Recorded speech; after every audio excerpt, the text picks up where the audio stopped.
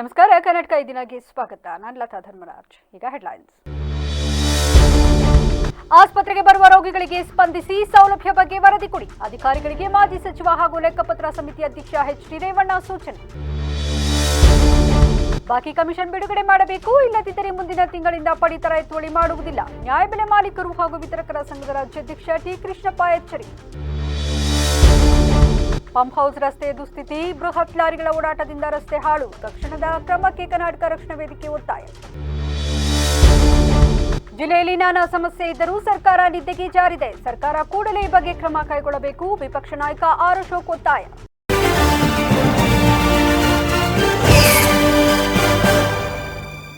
ಜಿಲ್ಲೆಯಲ್ಲಿ ಹೃದಯಾಘಾತ ಪ್ರಕರಣ ಹೆಚ್ಚಾಗುತ್ತಿರುವ ಹಿನ್ನೆಲೆ ಪ್ರತಿ ತಾಲೂಕು ಮತ್ತು ಜಿಲ್ಲಾ ಕೇಂದ್ರದಲ್ಲಿ ಅಗತ್ಯ ಕ್ರಮ ಕೈಗೊಳ್ಳಬೇಕು. ಶೀಘ್ರವೇ ಜಿಲ್ಲಾ ಮಟ್ಟದ ಮೆಗಾ ಆರೋಗ್ಯ ತಪಾಸಣಾ ಶಿಬಿರ ಆಯೋಜಿಸಲು ಜಿಲ್ಲಾಧಿಕಾರಿಗಳು ಮತ್ತು ಸಂಬಂಧಪಟ್ಟವರು ಕ್ರಮ ಕೈಗೊಳ್ಳಬೇಕು ಎಂದು ಮಾಜಿ ಸಚಿವ ಹಾಗೂ ಲೆಕ್ಕಪತ್ರ ಸಮಿತಿ ಅಧ್ಯಕ್ಷ ಎಚ್.ಡಿ. ರೇವಣ್ಣ ಸೂಚಿಸಿದರು. ನಗರದ ಹಿಮ್ಸ್ ಅಧಿಕಾರಿಗಳೊಂದಿಗೆ ಸಭೆ ನಡೆಸಿ ಮಾತನಾಡಿದ ಅವರು, ಹೃದಯಾಘಾತ ಹೆಚ್ಚಳ ಬಗ್ಗೆ ಅಧಿಕಾರಿಗಳೊಂದಿಗೆ ಚರ್ಚೆ ನಡೆಸಲಾಗಿದೆ. ಚಿಕಿತ್ಸೆಗೆ ಯಾವೆಲ್ಲ ಉಪಕರಣ ಮತ್ತು ಎಷ್ಟು ಅನುದಾನ ಬೇಕು ಎಂಬುದರ ಬಗ್ಗೆ ವರದಿ ತಯಾರಿಸಿ ನಮಗೆ ನೀಡಿದರೆ ನಾವು ಸರ್ಕಾರದೊಂದಿಗೆ ಮಾತನಾಡಿ ಅಗತ್ಯ ಕ್ರಮ ಕೈಗೊಳ್ಳುವುದಾಗಿ ಭರವಸೆ ನೀಡಿದರು.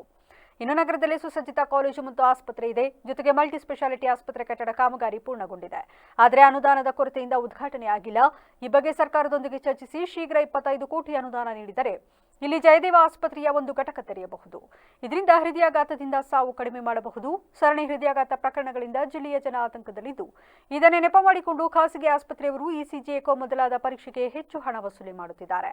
ಆದ್ದರಿಂದ ಪ್ರತಿ ತಾಲೂಕು ಕೇಂದ್ರದಲ್ಲಿಯೂ ಹೃದಯ ತಪಾಸಣೆಗೆ ಯಂತ್ರೋಪಕರಣ ಬೇಕಿದೆ. ಹೀಗೆ ಸಂಬಂಧಪಟ್ಟ ಸಚಿವರೊಂದಿಗೆ ಚರ್ಚಿಸಲಾಗುವುದು ಎಂದರು. ಫಸ್ಟ್ ನಮ್ಮ ಜಿಲ್ಲೆಯ ಆರೋಗ್ಯ ಮುಖ್ಯ. ಜನದ್ದು ಏನಿದೆ ಅದಕ್ಕೆ ಕೂಡಲೇ ಸರ್ಕಾರ ಗಮನ ಹರಿಸಬೇಕು.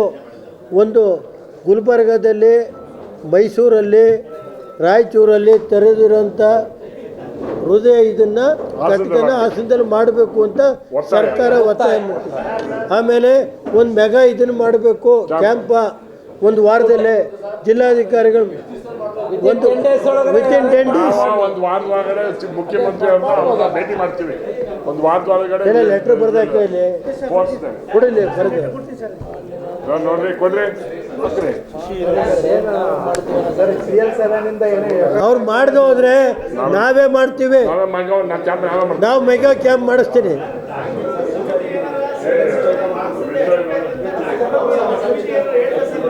ಯಾರು ನನಗೆ ನೋಡಯ್ಯ, ಶಶಿ ಹೇಳಿದ್ರೆ ವರದಿ ದಿನ ಬೆಳಗ್ಗೆ ಟಿ ವಿಲಿ ಆಗ್ತಾ ಇದೆಯಾ, ಅದು ಒಂದಿದೆ ಅಂತ ಹೇಳ್ತಾವ್ರೆ.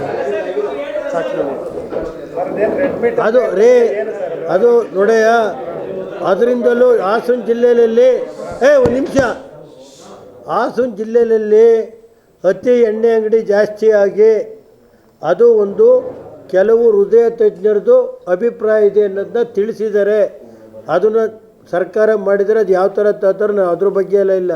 ನಮಗೆ ಬೇಕಾಗಿರೋದು ಫಸ್ಟ್ ಪ್ರಿಯಾರಿಟಿ. ಇವತ್ತು ನಮ್ಮ ಜನ ಇವತ್ತು ಹೃದಯ ಕಾಯಿಲೆಯಿಂದ ಇವತ್ತು ಜಿಲ್ಲೆಯಲ್ಲಿ ಹೈಯೆಸ್ಟ್ ಸಾಯ್ತಾ ಇದ್ದಾರೆ. ಅದಕ್ಕೇನು ಬೇಕೋ ಅದು ಕಂಡುಹಿಡಿಬೇಕು. ಮತ್ತು ಮೆಗಾ ಕ್ಯಾಂಪ್ ಮಾಡಬೇಕು.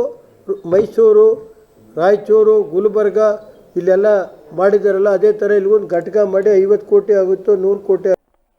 ಅರ್ಕಲಗೂಡು ಶಾಸಕ ಎ. ಮಂಜು ಮಾತನಾಡಿ, ಆರೋಗ್ಯ ಇಲಾಖೆಗೆ ಸಂಬಂಧಪಟ್ಟವರು ಶಾಸಕರನ್ನ ವಿಶ್ವಾಸಕ್ಕೆ ತೆಗೆದುಕೊಂಡು ಸಮಸ್ಯೆಗಳ ಬಗ್ಗೆ ನಮ್ಮ ಗಮನಕ್ಕೂ ತಂದರೆ ಸರ್ಕಾರದ ಮಟ್ಟದಲ್ಲಿ ಚರ್ಚೆ ಮಾಡಿ ಅಗತ್ಯ ಕ್ರಮ ಕೈಗೊಳ್ಳುತ್ತೇವೆ. ಆದರೆ ನಮ್ಮೊಂದಿಗೆ ಯಾರು ಕೂಡ ಸಂಪರ್ಕ ಇಲ್ಲ. ನೀವು ಹೋಗಿ ಪ್ರಸ್ತಾವನೆ ಸಲ್ಲಿಸಿದರೆ ಅದಕ್ಕೆ ಯಾರು ಬೆಲೆ ಕೊಡರು. ಮುಂದಿನ ದಿನಗಳಲ್ಲಿ ಇದನ್ನು ಬದಲಾವಣೆ ಮಾಡಿಕೊಳ್ಳಿ. ನಾವು ಸರ್ಕಾರದೊಂದಿಗೆ ಮಾತನಾಡಿ ಅಗತ್ಯ ಕ್ರಮ ಕೈಗೊಳ್ಳುತ್ತೇವೆ ಎಂದರು. ಈ ರೀತಿ ಹೃದಯ ಹಾರ್ಟ್ ಅಟ್ಯಾಕ್ ಆಗಿ ಸಾಯ್ತಾ ಇದ್ದಾರೆ ಅಂತ ವರದಿ ಮಾಡಿದಿರಿ. ನಮಗೆ ಗೊತ್ತಿರೋ ಪ್ರಕಾರ ಹಾರ್ಟ್ ಅಟ್ಯಾಕ್ ಅಲ್ಲಿ ಸತ್ತಿದ್ದಾರೆ ಅಂತ ಪೋಸ್ಟ್ ಮಾರ್ಟಮ್ ಮಾಡಿ ಗೊತ್ತಾಗಿರೋದು ಇಬ್ಬರೇ ಮಾಡಿರೋದು, ಬೇರೆಯವ್ರದ್ದಲ್ಲ. ಈಗ ನಮಗೇನು ಅಂತ ಅಂದರೆ, ಈ ಹಾರ್ಟ್ ಅಟ್ಯಾಕ್ ಅಂತೂ ಹಾಸನ ಜಿಲ್ಲೆನಲ್ಲ, ಇಡೀ ರಾಜ್ಯದಲ್ಲಿ ಆಗ್ತಾ ಇದೆ. ವೈ ಓನ್ಲಿ ಹಾಸನ ಜಿಲ್ಲೆನ ಟಾರ್ಗೆಟ್ ಮಾಡಿ ಹಾಸನ ಜಿಲ್ಲೆಯಲ್ಲಿ ಆಗ್ತಾ ಇದೆ ಅಂತ ತೋರಿಸ್ತಾ ಇದ್ದಾರೆ. ಪತ್ರಿಕಾ ಮಿತ್ರರಿಗೆ ಮತ್ತು ಟಿವಿ ಮಾಧ್ಯಮಕ್ಕೆ ಸ್ಟ್ಯಾಟಿಸ್ಟಿಕ್ಸ್ ತಗೊಳ್ಳಿ ನೀವು. ಬೇರೆ ಜಿಲ್ಲೆಗಳಲ್ಲಿ, ಎಲ್ಲಾ ಜಿಲ್ಲೆಗಳಲ್ಲೂ ಇದು ಆಗ್ತಾ ಇದೆ. ಇದು ನನಗೆ ಎಲ್ಲೋ ಒಂದು ಆತಂಕ ಇಲ್ಲ ಅಂದ್ರೆ, ಇದರಿಂದ ಜನರು ಹೆದರ್ಕೊಂಡಿದ್ದಾರೆ. ಇಲ್ಲ ಅಂತ ನಾನು ಹೇಳಲ್ಲ, ಅದು ಸರಿ ಹೋಗ್ಬೇಕಾದ್ರೆ ತುರ್ತಾಗಿ ನಮಗೆ ಜಯದೇವ ತರ ಏನಿದೆ ಆ ತರ ಒಂದು ನಮ್ಮಲ್ಲಿ ಯೂನಿಟ್ ಆಗ್ಬೇಕು ಅಂತಕ್ಕಂಥದ್ದು ಒತ್ತಾಯ, ನಾವು ಸರ್ಕಾರದ ಒತ್ತಾಯ ಅದನ್ನು ಮಾಡಬೇಕು. ಅಲ್ಲಲ್ಲ ನೋಡಿ, 150 ಕೋಟಿ ಕೊಟ್ರೆ ಒಂದು ಫುಲ್ ಫ್ಲೆಡ್ಜ್ ಆಗ್ತದೆ. ಅಟ್ಲೀಸ್ಟ್ 25-30 ಕೋಟಿ ಕೊಟ್ರೆ ಯೂನಿಟ್ ನ ಯು ಕ್ಯಾನ್ ಸ್ಟಾರ್ಟ್. ಅದಕ್ಕೆ ಬಿಲ್ಡಿಂಗ್ ಇದೆ, ಎಲ್ಲ ಇದೆ. ನಮ್ಮ ಒತ್ತಾಯ ಈ ನೀವು ಟಿವಿ ಇದನ್ನ ತೋರಿಸಿ ನಮ್ಮ ಜಿಲ್ಲೆ ಅನಾಹುತ ಆಗಿರ್ತಕ್ಕಂಥದ್ದು. ಈ ವೇಳೆ ಶಾಸಕ ಸಿಎನ್ ಬಾಲಕೃಷ್ಣ, ಶಾಸಕ ಎಚ್.ಪಿ. ಸ್ವರೂಪಪ್ರಕಾಶ್, ಹಿಮ್ಸ್ ನಿರ್ದೇಶಕ doctor Rajanna, DHO doctor Anil Kumar ಇತರರು ಹಾಜರಿದ್ದರು. ಕಳೆದ 5 ತಿಂಗಳಿಂದ ಬಾಕಿ ಇರುವ ಸುಮಾರು 400-500 ಕೋಟಿ ಕಮಿಷನ್ ಹಣವನ್ನು ಕೂಡಲೇ ಬಿಡುಗಡೆ ಮಾಡಬೇಕು. ಇಲ್ಲದಿದ್ದರೆ ಮುಂದಿನ ತಿಂಗಳಿಂದ ಪಡಿತರ ಎತ್ತುವಳಿ ಮಾಡುವುದಿಲ್ಲ ಎಂದು ನ್ಯಾಯಬೆಲೆ ಮಾಲೀಕರು ಹಾಗೂ ವಿತರಕರ ಸಂಘದ ರಾಜ್ಯಾಧ್ಯಕ್ಷ ಟಿ ಕೃಷ್ಣಪ್ಪ ಎಚ್ಚರಿಸಿದರು. ಹಾಸನದಲ್ಲಿಂದು ಪತ್ರಿಕಾಗೋಷ್ಠಿಯಲ್ಲಿ ಮಾತನಾಡಿದ ಅವರು, ಬಾಡಿಗೆ ಹಣ ನೀಡಿಲ್ಲ ಎಂದು ಲಾರಿ ಮಾಲೀಕರ ಸಂಘದವರು ಈಗಾಗಲೇ ಪ್ರತಿಭಟನೆ ಆರಂಭಿಸಿದ್ದಾರೆ.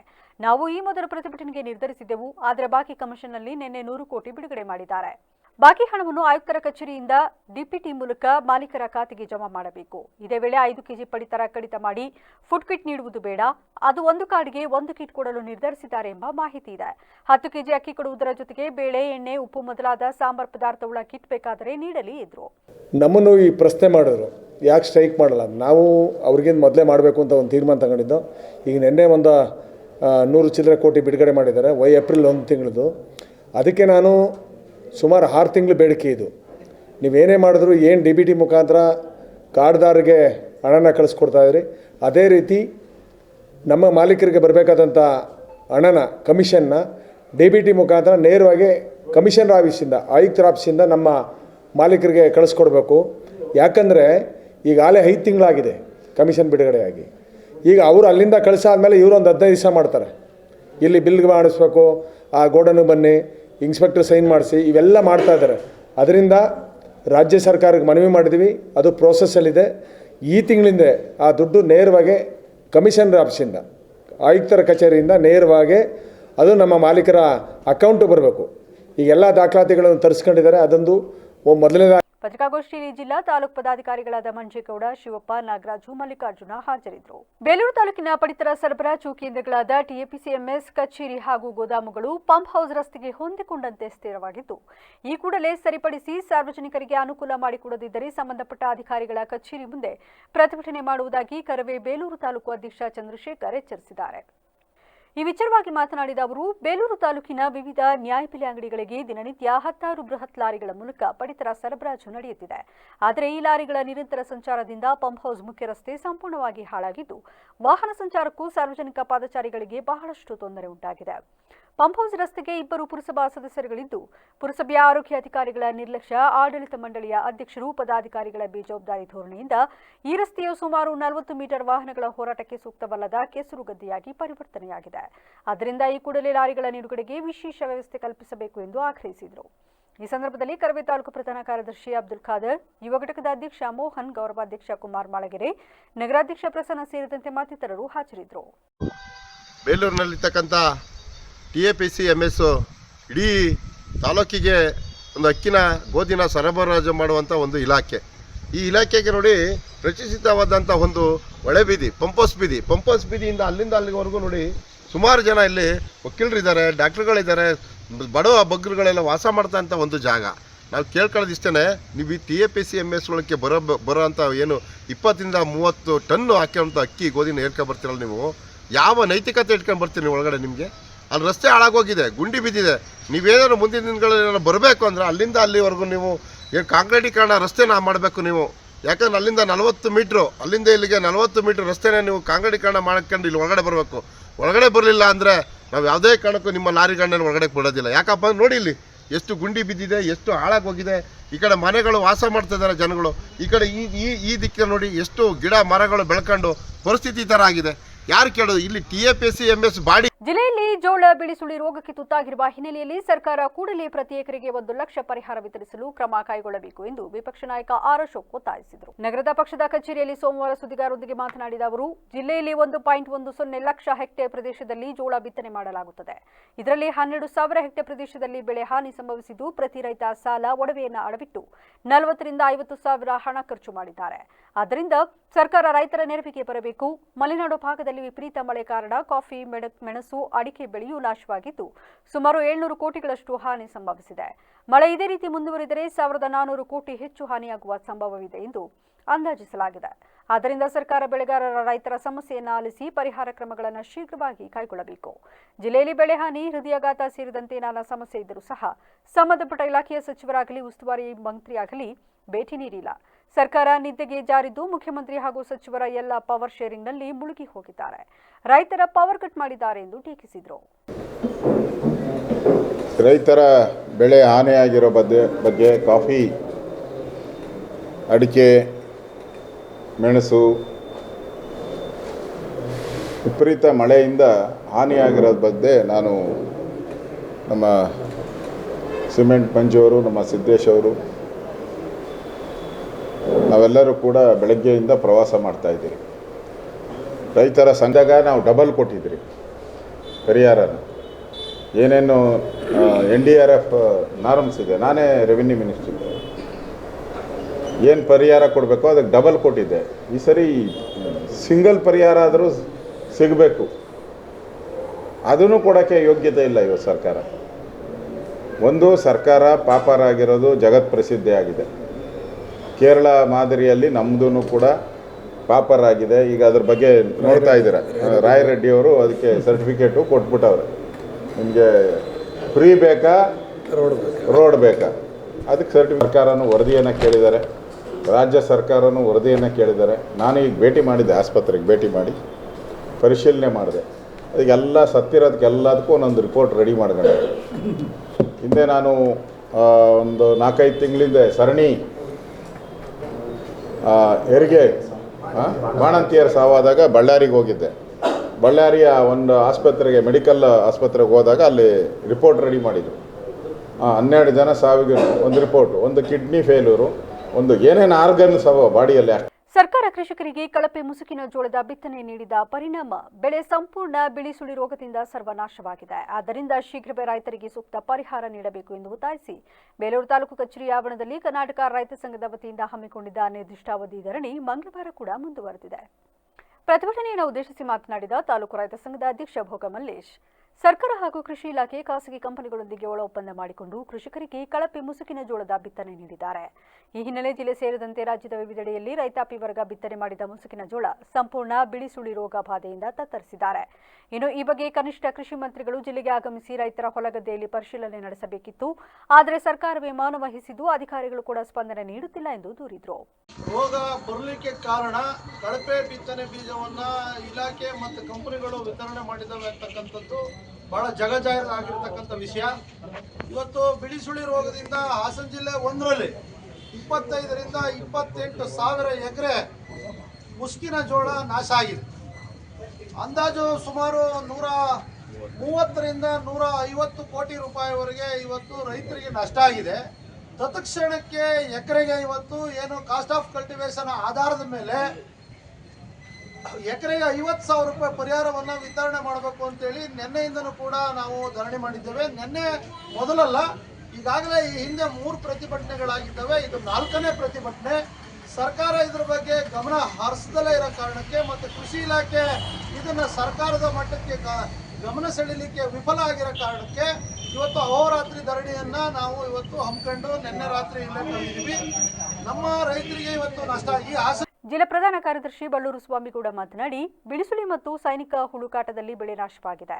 ಸರ್ಕಾರ ಶೀಘ್ರವೇ ಸಂಬಂಧಪಟ್ಟ ಅಧಿಕಾರಿಗಳಿಂದ ಪರಿಶೀಲನೆ ನಡೆಸಬೇಕು. ಅಲ್ಲದೆ ಸಾಮೂಹಿಕ ಉಚಿತ ವಿಮೆ ನೀಡಬೇಕು ಮತ್ತು ತಾತ್ಕಾಲಿಕವಾಗಿ ನೊಂದ ರೈತರಿಗೆ ಎಕರೆಗೆ 50,000 ಪರಿಹಾರ ನೀಡಬೇಕು. ಇಲ್ಲವಾದರೆ ಹೋರಾಟ ಇಡೀ ರಾಜ್ಯವ್ಯಾಪಿ ನಡೆಯುತ್ತದೆ ಎಂದು ಎಚ್ಚರಿಸಿದರು. ರಾತ್ರಿ ಕೂಡ ಇದ್ದ ಮಲಗಿದ್ವಿ, ಇವತ್ತು ಕೂಡ ಮುಂದುವರೆದಿದೆ. ಹೇಳಿದರೆ ಕಮಿಷನರ್ ಹತ್ರ ಮಾತಾಡ್ತೀನಿ, ಕಮಿಷನರ್ ಏನು ಹೇಳ್ತಾರೆ ಅದನ್ನು ಮಾತಾಡಿ ಕೇಳ್ತಿದ್ದಾರೆ. ನಾವು ಈಗ ಏನು ಕೂತಿರೋದ್ರೆ ಬರೀ ಪರಿಹಾರ ಒಂದು, ಅದ್ರ ಜೊತೆಗೆ ಪರ್ಯಾಯ ಬೆಳೆ ಮಾಡ್ಬೇಕು. ನಾವೀಗ ಅದು ಸೂಕ್ತವಾದ ಮಾಹಿತಿ ಬೇಕು. ಅದ್ರ ಜೊತೆಗೆ ಇನ್ನೊಂದು ಏನಪ್ಪ ಅಂದರೆ, ಇವತ್ತು ಭಾರಿ ಸಂಕಷ್ಟ ಇರೋ ರೈತರುಗಳಿಗೆ ಹೈನುಗಾರಿಕೆ ತೊಂದರೆ ಆಗ್ತದೆ. ಮತ್ತು ಎಲ್ಲ ಇವತ್ತು ಎಲ್ಲ ಸಣ್ಣ ಕುಟುಂಬಗಳು ಇವತ್ತು ಹೈನುಗಾರಿಕೆ ಮಾಡಿ ಜೀವನ ಮಾಡ್ತಾರೆ. ಅಂಥ ಸಂದರ್ಭದಲ್ಲಿ ಏನು ಜೋಳಕ್ಕೆ ರೋಗ ಬಂತು ಅಂದರೆ ಹೈನುಗಾರಿಕೆನೂ ಕುಂಠಿತವಾಗ್ತದೆ, ರೈತನ ಬದುಕು ಕಷ್ಟ ಆಗ್ತದೆ. ಹಾಗಾಗಿ ಏನು ಇವತ್ತು ಈ ಕಾಯಿಲೆ ಬರೋ ಕಾರಣ ಏನಾಯಿತು, ಹೇಗೆ ಕಾಯಿಲೆ ಬಂತು, ಅದ್ರ ಜೊತೆಗೆ ತುರ್ತಾಗಿ ಫಸ್ಟ್ ಘೋಷಣೆ ಮಾಡುವ ಪರಿಹಾರನ ನಾವು ಹೇಳಿದ್ವಿ. ಇವತ್ತೇ ಘೋಷಣೆ ಮಾಡಿದ್ರೆ ನಮ್ಮದು ಚಳುವಳಿ ಮತ್ತೆ ಮುಂದುವರಿತದೆ ಅಂತ ಹೇಳಿ ಕಳಿಸಿದ್ದೀವಿ. ನಮಗೆ ಪರಿಹಾರ ಫಸ್ಟ್ ಘೋಷಣೆ ಆಗಬೇಕು, ಆಮೇಲೆ ನೆಕ್ಸ್ಟ್ ಇವೆಲ್ಲ. ಈ ಸಂದರ್ಭದಲ್ಲಿ ತಾಲೂಕು ರೈತ ಸಂಘದ ಪದಾಧಿಕಾರಿಗಳಾದ ಬಸವರಾಜು, ಉಮೇಶ್, ಬಿರಟೆಮನೆ ಸುರೇಶ್ ಸೇರಿದಂತೆ ಇತರ ಹಾಜರಿದ್ದರು. ನಗರದ ಸಂಜೀವಿನಿ ಸೌಹಾರ್ದ ಸಹಕಾರಿ ಬ್ಯಾಂಕ್ನ ನಿರ್ದೇಶಕರಾಗಿದ್ದ 6 ಮಂದಿಯನ್ನ ದುರುದ್ದೇಶದಿಂದ ಅನರ್ಹಗೊಳಿಸಿದ್ದ ಆದೇಶಕ್ಕೆ ಬೆಂಗಳೂರಿನ ಸಹಕಾರ ಸಂಘಗಳ ನಿಬಂಧಕರ ನ್ಯಾಯಾಲಯ ತಡೆ ನೀಡಿದೆ ಎಂದು ಬ್ಯಾಂಕ್ನ ಅಧ್ಯಕ್ಷ ಪರಮೇಶ್ ತಿಳಿಸಿದರು. ಹಾಸನದಲ್ಲಿಂದು ಸುದ್ದಿಗೋಷ್ಠಿಯಲ್ಲಿ ವಿಷಯ ತಿಳಿಸಿದ ಅವರು 2008ರಲ್ಲಿ ಶಾಸಕರಾಗಿದ್ದ ದಿವಂಗತ ಎಚ್.ಎಸ್. ಪ್ರಕಾಶ್ ಅವರು ಈ ಬ್ಯಾಂಕ್ ಸ್ಥಾಪನೆ ಮಾಡಿದರು. ಇದರಲ್ಲಿ 504 ಷೇರುದಾರರಿದ್ದಾರೆ. ಸಂಜೀವಿನಿ ಸಹಕಾರಿ ಆಸ್ಪತ್ರೆಯಲ್ಲಿ ಕರ್ತವ್ಯ ನಿರ್ವಹಿಸುತ್ತಿರುವ ನೌಕರರಿಗೆ ತ್ವರಿತವಾಗಿ ಕಡಿಮೆ ಬಡ್ಡಿ ದರದಲ್ಲಿ ಸಾಲ ನೀಡುವುದು ಇದರ ಉದ್ದೇಶ. ಪ್ರಕಾಶ್ ಅವರ ಆರೋಗ್ಯ ಸರಿಯಿಲ್ಲದ ಕಾರಣ 2018ರಲ್ಲಿ ಹೊಸ ಆಡಳಿತ ಮಂಡಳಿ ರಚಿಸಿದರು. ಆದರೆ 2020ರಲ್ಲಿ ಸಂಜೀವಿನಿ ಸಹಕಾರಿ ಆಸ್ಪತ್ರೆಯ ನೂತನ ಆಡಳಿತ ಮಂಡಳಿಯವರು ಕೆಲ ಚುನಾಯಿತ ನಿರ್ದೇಶಕರು ಈ ಬ್ಯಾಂಕಿನ ವ್ಯವಹಾರಗಳಿಗೆ ಅಡ್ಡಿಪಡಿಸಿ ಸಾಲ ವಸೂಲಾತಿಗೂ ಅವಕಾಶ ನೀಡುತ್ತಿಲ್ಲ. ಅಲ್ಲದೆ 2020-21ನೇ ಸಾಲಿನ ವಾರ್ಷಿಕ ಸಭೆ ನಡೆಸಲು ಹಾಗೂ ಲೆಕ್ಕ ಪರಿಶೋಧನಾ ವರದಿ ಸಲ್ಲಿಸಲು ಅವಕಾಶ ನೀಡಿಲ್ಲ. 2023ರಲ್ಲಿ ವಿಶೇಷ ಅಧಿಕಾರಿಗಳನ್ನು ನೇಮಿಸಿ ಅವರಿಗೆ ತಪ್ಪು ಮಾಹಿತಿ ನೀಡಿ ವಾರ್ಷಿಕ ಮಹಾಸಭೆ ನಡೆಸಲು ಹಾಗೂ ಲೆಕ್ಕ ಪರಿಶೋಧನಾ ವರದಿ ಸಲ್ಲಿಸದಂತೆ ಅಡ್ಡಿಪಡಿಸಿದ್ದಾರೆ ಎಂದು ದೂರಿದರು. ಆಡಿಟ್ ಆಗಿಲ್ಲ ಅನ್ನೋದನ್ನ ನಿಮ್ಮ ಅಧಿಕಾರಿ ಮಾಡಿದ್ದಾರೆ. ಇಲ್ಲಿ ಮಾಡಿಲ್ಲ ಅನ್ನೋ ಉದ್ದೇಶಕ್ಕೆ ಹಳೆ ಬೋರ್ಡು ಆ ವರ್ಷ ಮಾಡಿಲ್ಲ ಅನ್ನೋದನ್ನ ಇವ್ರು ಮಾಡಿದ್ದಾರೆ. ಯಾರು ಚುನಾವಣಾ ಅಡ್ಮಿನಿಸ್ಟ್ರೇಟರ್ ಮಾಡಿದ್ದಾರೆ, ಚಂದ್ರಶೇಖರಯ್ಯ ಅಂತ. ಅವರು ಇವ್ರಿಗೆ ತಲುಪಿಸ್ತಾರೆ, ಯಾರು MD ಅವರಿಗೆ ತಲುಪಿಸ್ತಾರೆ. ಈ ರೀತಿ ನಾನೆಲ್ಲ ಸರಿ ಮಾಡಿದ್ದೀನಿ, ಯಾವುದೇ ಲೋಪದೋಷಗಳಿಲ್ಲ, ಹಣಕಾಸಿಂದ ಯಾವುದೋ ₹1 ದುರುಪಯೋಗ ಆಗಿಲ್ಲ, ಕಾಲಮೇ ಇಲ್ಲ ಅಂತ ಬರೀತಾರೆ. ಅಲ್ಲಲ್ಲ, ಚಂದ್ರಶೇಖರಯ್ಯ ಅದೇ ಕಾರಣ. ಅವ್ರಾಗ್ತಾರೆ. ಅವ್ರು ಮಾಡಿದ್ಮೇಲೆ ಫಸ್ಟ್ ಆಫ್ ಆಲ್ ಇವ್ರದ್ದು ಕೇಸ್ ಇದೆ ಅಂದರೆ ನಿಲ್ಲಕ್ಕೆ ಕೊಡಬಾರ್ದಾಗಿತ್ತು. ಕೊಟ್ಟಾದ ನಂತರಕ್ಕೆ ಅವ್ರು ಇದೇ MD ಅವರೇ ಕೊಡ್ತಾರೆ, ನೀವು ಈ ರೀತಿ ನಿಲ್ಬೋದು ಅಂತ ಹೇಳ್ತಾರೆ. ಎಲ್ಲ ಲಿಸ್ಟ್ ಬಂದಾಗ ಚುನಾವಣಾ ಏನು ಅವರೇ ಅಧಿಕಾರಿಯಾಗಿ ಬಂದಿರ್ತಾರೆ 3 ಜನ. ಯಾರು ಅವ್ರ ಹೆಸರು? ಚಂದ್ರಶೇಖರ್ ಅವರು ಅಡ್ಮಿನಿಸ್ಟ್ರೇಟರ್, ವೇಣುಗೋಪಾಲ್ ಅಂತ ಚುನಾವಣೆ ಅಧಿಕಾರಿಯಾಗಿ ಬರ್ತಾರೆ. ಅದು ಮಾಡೋದು ಅವರೇ ಮಾಡೋದು. ಸೌಹಾರ್ದ ಬ್ಯಾಂಕ್ನಿಂದನೇ ಮಾಡೋಂಥದ್ದು, ಬೆಂಗಳೂರಿನಿಂದ ಮಾಡಿರ್ತಾರೆ. ನಮ್ಗಳ ಪಾತ್ರಗಳು ಏನಿರಲ್ಲ, ಅಧಿಕಾರಿಗಳು ಮಾಡಿದ್ದಾರೆ, ಅಧಿಕಾರಿ ಎಲೆಕ್ಟ್ ಮಾಡಿ. ಪತ್ರಿಕಾಗೋಷ್ಠಿಯಲ್ಲಿ ಮಾಜಿ ಅಧ್ಯಕ್ಷರಾದ ಗಿರಿಗೌಡ, ಗಣೇಶ್ ಹಾಗೂ ಅರುಣ್ ಕುಮಾರ್, ಶಂಕರ್, ಸುರೇಶ್, ಪುಟ್ಟರಾಜು ಹಾಜರಿದ್ದರು. ಆಸಕ್ತಿ ಮತ್ತು ದೃಢ ನಿರ್ಧಾರದಿಂದ ಏನನ್ನಾದರೂ ಸಾಧಿಸಬಹುದು ಎಂದು ಹಾಸನದ ಸಂಸ್ಕೃತ ಸಂಘದ ಕಾರ್ಯದರ್ಶಿ ಪರಮೇಶ್ವರ ವಿ ಭಟ್ ಹೇಳಿದರು. ನಗರದ ಹಾರ್ನಳ್ಳಿ ರಾಮಸ್ವಾಮಿ ಪದವಿ ಪೂರ್ವ ಕಾಲೇಜಿನಲ್ಲಿಂದು ಪ್ರಥಮ PUC ವಿದ್ಯಾರ್ಥಿಗಳಿಗೆ ಹಮ್ಮಿಕೊಳ್ಳಲಾಗಿದ್ದ ಓರಿಯೆಂಟೇಷನ್ ಕಾರ್ಯಕ್ರಮದಲ್ಲಿ ಮುಖ್ಯ ಅತಿಥಿಯಾಗಿ ಭಾಗವಹಿಸಿ ಮಾತನಾಡಿದ ಅವರು, ವಿದ್ಯಾರ್ಥಿ ಜೀವನದಲ್ಲಿಯೇ ಬದುಕಿನ ಗುರಿ ನಿರ್ಧರಿಸಿಕೊಂಡು ಅದರ ಸಾಧನೆಗೆ ಅಗತ್ಯ ಕೌಶಲ್ಯಗಳನ್ನು ರೂಢಿಸಿಕೊಳ್ಳಬೇಕು ಎಂದು ಕಿವಿಮಾತು ಹೇಳಿದರು. ಇಂದು ಈ ಕಾಲೇಜಿಗೆ ಉತ್ತಮವಾದಂಥ ಮಾರ್ಗದರ್ಶನವನ್ನು ನೀಡಿ ನಿರ್ದೇಶಕರು ಮತ್ತು ಪರಮೇಶ್ವರ್ ಭಟ್ ಅವರು ಬಹಳ ಹಿತವಚನಗಳನ್ನು ತಿಳಿಸಿದ್ದಾರೆ. ನಿಮ್ಮ ಜೀವನದ ಗುರಿಯನ್ನು ಮುಟ್ಟಲಿಕ್ಕೆ ನಮ್ಮ ಕಾಲೇಜನ್ನು ಆಯ್ಕೆ ಮಾಡಿಕೊಂಡಿದ್ದೀರಾ. ನಮ್ಮದು ಒಂದು ಗುರುಕುಲ. ಈ ಗುರುಕುಲ ಏನು ನಿಮ್ಮ ಜೀವನದ ಗುರಿಯನ್ನು ಮುಟ್ಟಬೇಕು, ನಿಮ್ಮ ಎಜುಕೇಷನ್ ಮುಗಿದ ಮೇಲೆ ಮುಂದಿನ ಗುರಿ ನೀವೆಲ್ಲೂ ಹುಡುಕೊಂಡು ಹೋಗಬೇಕಾಗಿಲ್ಲ. ನಮ್ಮ ಅಂಗಸಂಸ್ಥೆಗಳಲ್ಲಿ ಒಂದಲ್ಲ ಒಂದು ಇಲ್ಲೇ ಇದ್ದಾವೆ. BCA ಇರ್ಬೋದು, MCA ಇರ್ಬೋದು, MCom ಇರ್ಬೋದು, BCom ಇರ್ಬೋದು, MBA ಇರ್ಬೋದು ಅಥವಾ BS. ಮಲೆನಾಡು ತಾಂತ್ರಿಕ ಶಿಕ್ಷಣ ಸಂಸ್ಥೆಯ ಕಾರ್ಯದರ್ಶಿ ಜಗದೀಶ್ ಚೌಡೋಳಿ ಮಾತನಾಡಿ, ಮಲೆನಾಡು ತಾಂತ್ರಿಕ ಶಿಕ್ಷಣ ಸಂಸ್ಥೆಯ ಕಾಲೇಜುಗಳಲ್ಲಿ ಗುಣಮಟ್ಟದ ಶಿಕ್ಷಣ ನೀಡಲಾಗುತ್ತಿದೆ. ಇದರ ಸದುಪಯೋಗವನ್ನು ವಿದ್ಯಾರ್ಥಿಗಳು ಮತ್ತು ಪೋಷಕರು ಪಡೆದುಕೊಳ್ಳಬೇಕು ಎಂದು ಹೇಳಿದರು.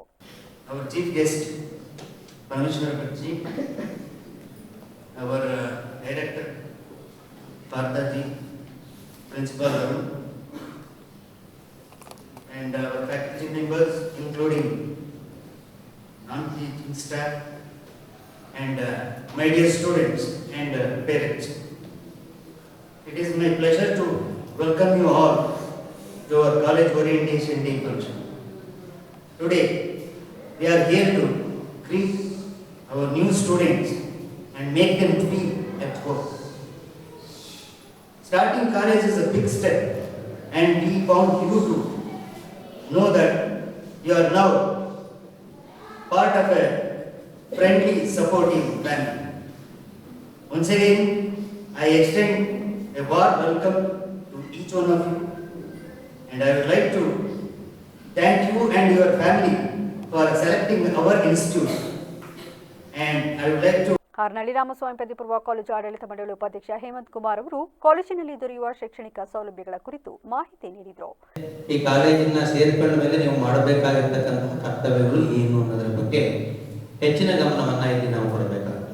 ಯಾರ್ಯಾರಿಗೆ ಏನೇನು ನಾವು ವಿಚಾರಗಳನ್ನು ತಲುಪಿಸಬೇಕು ಅದೆಲ್ಲವನ್ನ ತಲುಪಿಸಬೇಕಾಗಿರ್ತಕ್ಕಂಥದ್ದು ನಮ್ಮ ಕರ್ತವ್ಯ. ಹಾಗಾಗಿ ನಿಮ್ಮ ಓದು ಹಿಂದಿನ ಓದಿಗೆ ಏನು ನಾವು SSLC ಮಾಡಿದಾಗ ನಾವು ಎಷ್ಟು ಅಂಕಗಳನ್ನು ಗಳಿಸಿರ್ತೀವಿ, ನಮ್ಮ ಜ್ಞಾನ ಎಲ್ಲಿಗಿದೆ ಅಂತ ನೀವು ಯೋಚನೆ ಮಾಡಿದಾಗ ಈಗ ಸೇರ್ಕೊಂಡಿರ್ತಕ್ಕಂತಹ ಒಂದು ಕಾಲೇಜ್ ಇದು 12ನೇ ಕ್ಲಾಸನೇ ಕಾಲೇಜ್ ಅಂತ ನಾವು ಹೇಳ್ತೀವಿ ಅಷ್ಟೇ. 10, 11, 12 ಈ ಮೂರು ಕೂಡ ಒಂದು ಇದರಲ್ಲಿ ಬರ್ತಕ್ಕಂಥದ್ದು. 7, 8, 9 ಆದ ನಂತರದಲ್ಲಿ ಬರ್ತಕ್ಕಂಥದ್ದು. ಹಾಗಾಗಿ ಇದು ಸ್ಕೂಲನೇ 12ನೇ ತರಗತಿ. ನೀವು ಕಾಲೇಜ್ ಅಂತ ಹೇಳ್ತೀವಿ, ಆದರೂ ಕೂಡ ಇದು 12ನೇ ತರಗತಿ. ನೀವು ಈ ಒಂದು ಸಂದರ್ಭದಲ್ಲಿ ಇಲ್ಲಿ ಹಾಗಿರಬೇಕು ಈ ಕಾಲೇಜಿನಲ್ಲಿ, ಮತ್ತೆ ಏನೆಲ್ಲ ವಿಚಾರಗಳನ್ನ ನೀವು ಕಲಿಬೇಕು, ಪೋಷಕರು ಅದರ ಬಗ್ಗೆ ಗಮನ ಕೊಡಬೇಕಾಗಿರೋದು ಬಹಳ ಉತ್ತಮವಾದಂತಹ ವಿಚಾರ. ಯಾಕೆಂದ್ರೆ ವಿದ್ಯಾರ್ಥಿ ಅನ್ನತಕ್ಕಂಥದ್ದು ಯಾವ ಜೀವಂ ಅಧೀತೆ ವಿಪ್ರಹ ಅನ್ನೋ ಮಾತು. ಜೀವಮಾನದ ಕೊನೆಯವರೆಗೂ ಕೂಡ ನಾವು ಓದ್ತಾನೆ ಹೋಗ್ತೀವಿ, ಕಲಿತಾನೆ ಹೋಗ್ತೀವಿ, ತಿಳ್ಕೊಳ್ತಾ ನಮಗೆ 2 ಪದಗಳ ಸ್ಪಷ್ಟತೆ ಗೊತ್ತಿರಬೇಕು. ಒಂದು ಓದು, ಇನ್ನೊಂದು ಅಧ್ಯಯನ. ಓದು ಅಂದ್ರೆ ಏನು, ಅಧ್ಯಯನ ಅಂದ್ರೆ ಏನು ಅಂತ ನಾವು ವಿದ್ಯಾರ್ಥಿಗಳಾಗಿರ್ತಕ್ಕಂಥವ್ರು ಅಧ್ಯಯನವನ್ನ ಮಾಡಬೇಕು, ಓದುವಿಕೆಯನ್ನ ಅಲ್ಲ. ಅಧ್ಯಯನ ಅನ್ನತಕ್ಕಂಥ ಶಬ್ದಕ್ಕೆ ಶಾಸ್ತ್ರ ಗ್ರಂಥಗಳಲ್ಲಿ ತುಂಬಾ ವಿಶಾಲವಾದಂತಹ ಅತ್ಯಂತ ಮಾರ್ಮಿಕವಾಗಿರತಕ್ಕಂಥ ಒಂದು ಇದನ್ನ ಕೊಡ್ತಾ ಹೋಗ್ತಾರೆ. ಸ್ವಾಧ್ಯಾಯ ಪ್ರವಚನಾಭ್ಯಾಂ ನ ಪ್ರವದಿತವ್ಯಂ ಉಪನಿಷತ್ ಹೇಳ್ತಾರೆ. ಏನಂದ್ರೆ ಅಲ್ಲಿ ಓದು ಅಂತ ಹೇಳೋದಿಲ್ಲ.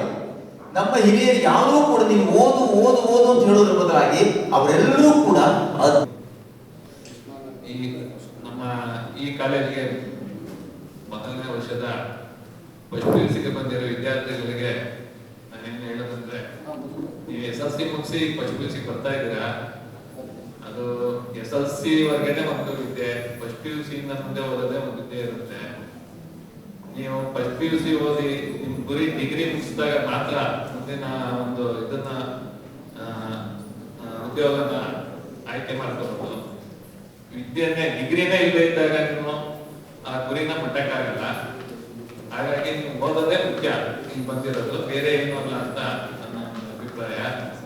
ಹಾಗಾಗಿ ನಿಮ್ಮ ಮುಂದಿನ ವಿದ್ಯಾಭ್ಯಾಸ ಒಳ್ಳೆ ವಿದ್ಯೆ, ಒಳ್ಳೆ ವೃತ್ತಿ ಕಲಿತು ಮುಂದೆ. ಈ ವೇಳೆ ಪ್ರಾಂಶುಪಾಲ ಅರುಣ್ ಕುಮಾರ್, ಕಾಲೇಜಿನ ಆಡಳಿತ ಮಂಡಳಿ ನಿರ್ದೇಶಕ ಡಾಕ್ಟರ್ ಪಾರ್ಥ, ಮಲೆನಾಡು ತಾಂತ್ರಿಕ ಶಿಕ್ಷಣ ಸಂಸ್ಥೆ ಖಜಾಂಚಿ ರಾಜಶೇಖರ್ ಉಪಸ್ಥಿತರಿದ್ದರು. ಬೇಲೂರು ಪುರಸಭೆ ತ್ಯಾಜ್ಯದ ನೀರನ್ನ ಜಮೀನಿನ ಒಳಗೆ ಹರಿಯಲು ಬಿಟ್ಟು ತೊಂದರೆ ಕೊಡುತ್ತಿದ್ದಾರೆ ಎಂದು ಜಮೀನಿನ ಅಂಧ ಮಾಲೀಕರಾದ ಕೃಷ್ಣೇಗೌಡ ತಮ್ಮ ಅಳಲು ತೋಡಿಕೊಂಡರು. ಈ ವೇಳೆ ಮಾತನಾಡಿದ ಕೃಷ್ಣೇಗೌಡ, ಬೇಲೂರು ಪುರಸಭೆ ವ್ಯಾಪ್ತಿಯಲ್ಲಿ ಹಳೆ ಮೂಡಿಗೆರೆ ರಸ್ತೆಯಲ್ಲಿ UGD ನೀರು ಹರಿಯುತ್ತಿದ್ದು ಸುಮಾರು 4 ವರ್ಷಗಳಿಂದ ನಮ್ಮ ಜಮೀನಿನಲ್ಲಿ ಹರಿಯಲು ಬಿಟ್ಟ ಕಾರಣ ನಮ್ಮ ಜಮೀನಿನಲ್ಲಿ ಬೆಳೆದ ತರಕಾರಿ, ಭತ್ತ, ತೆಂಗು, ಅಡಿಕೆ ಸೇರಿದಂತೆ ವಿವಿಧ ಬೆಳೆಗಳು ಸಂಪೂರ್ಣ ಕೊಳೆತು ಹೋಗಿದ್ದು ಇದರಿಂದ ನಮಗೆ ನಷ್ಟವಾಗಿದೆ. ಅಲ್ಲದೆ ಅಧಿಕಾರಿಗಳು ಸುಳ್ಳು ಭರವಸೆ ನೀಡಿ ನಮ್ಮನ್ನ ಕಚೇರಿಗೆ ಅಲಿಸುತ್ತಾರೆ ಎಂದು ದೂರಿದ್ರು. ನಮಗೆ 2 ಕಣ್ಣು ಕಾಣಲ್ಲ. ನಮಗೆ ಇರೋದು ಅಲ್ಪ ಸ್ವಲ್ಪ ಜಮೀನು. ಅದರಲ್ಲಿ JP ನಗರದ VGD ನೀರು, ಕೊಳಚೆ ನೀರು ಜಮೀನು ಮೇಲೆ ಬಿಟ್ಟು ಜಮೀನೆಲ್ಲ ಹಾಳಾಗ್ತಿದೆ. ಆಮೇಲೆ ನಮಗೆ ಮಣ್ಣು ಸುರಿಸಿದ್ರು ಆ ಕಡೆ ಬಗೆ ಮಾಡಿ ಜಮೀನು ಮೇಲೆ ಬಿಡ್ತಾರೆ. ಜಮೀನೆಲ್ಲ ನಾಶ ಆಗುತ್ತೈತೆ. ಏನು ತೆಂಗು ಬೆಳಿತಾ ಇದ್ದೀವಿ, ಅಡಿಕೆ ಬೆಳಿತಾ ಇದ್ದೀವಿ, ಎಲ್ಲ ರೋಗ ಬಂದು ಸಾಯ್ತಾ ಇದ್ದಾವೆ. ಇವಾಗ ಅಧಿಕಾರಿಗಳಿಗೆ ಏನಾದ್ರು ಹೇಳಕ್ಕೆ ಹೋದರೆ ಅವಾಗ ಬರ್ತೀನಿ ಇವಾಗ ಬರ್ತೀನಿ ಅಂತಾರೆ. ನಮ್ಮ ಹೆಂಗಸರು ಬೀದಿ ಮೇಲೆ ವ್ಯಾಪಾರ ಬಂದು ನಮ್ಮ ತಾಯಿನ ಜೀವನ ಸಾಕಬೇಕು. ನನಗೆ ಒಂದು ಗಂಡು ಒಂದು ಹೆಣ್ಣು ಇದೆ. ಸ್ಕೂಲು ಇದು ನಿಭಾಯಿಸಬೇಕು. ನನಗೆ ಬರೋದು 1400 ರೂಪಾಯಿ. ನನಗೆ ಮಾತ್ರೆಗೆ 2000 ರೂಪಾಯಿ 3000 ರೂಪಾಯಿ ಬೇಕು ತಿಂಗಳ. ನಮಗೆ ಅದರಿಂದ ಏನು. ಕೃಷ್ಣೇಗೌಡ ಅವರ ಪತ್ನಿ ಸವಿತಾ ಹಾಗೂ ತಾಯಿ ದುರ್ಗಮ್ಮ ಮಾತನಾಡಿ, ನಮ್ಮ ಪತಿಗೆ 2 ಕಣ್ಣು ಕಾಣುವುದಿಲ್ಲ. ನಮಗೆ ಬಂದಿರುವ ಅಲ್ಪ ಸ್ವಲ್ಪ ಜಮೀನಿನಲ್ಲಿ ತರಕಾರಿ ಇನ್ನಿತರ ಬೆಳೆ ಬೆಳೆದು ಬೀದಿ ಬದಿಯ ವ್ಯಾಪಾರ ಮಾಡಿಕೊಂಡು ಜೀವನ ನಡೆಸುತ್ತಿದ್ದೇವೆ. ಹೀಗಿರುವಾಗ ಈ ರೀತಿಯ ಧೋರಣೆ ಮಾಡುತ್ತಿರುವುದು ಎಷ್ಟರ ಮಟ್ಟಿಗೆ ಸರಿ? ಇನ್ನು ಈ ಬಗ್ಗೆ ಸಂಬಂಧಪಟ್ಟ ಇಲಾಖೆಗೆ ನ್ಯಾಯಾಲಯ ಸೂಚಿಸಿದರೂ ಸಹ ನಮ್ಮನ್ನ ಹೆದರಿಸಿ ನೀರನ್ನ ಹರಿಬಿಡಲು ಮುಂದಾಗಿದ್ದಾರೆ ಎಂದು ವಿವರಿಸಿದರು. ನಾವು ಏನು ಮಾಡೋಣ, ನಾವು ಕಣ್ ಕಾಣದ ಮಗನ ಕಟ್ಕೊಂಡು ನಮಗೂ ವಯಸ್ಸಾಯಿತು. ನಮಗೇನು ಕೆಲಸ ಬದುಕು ಮಾಡೋಕ್ಕಾಗಲ್ಲ.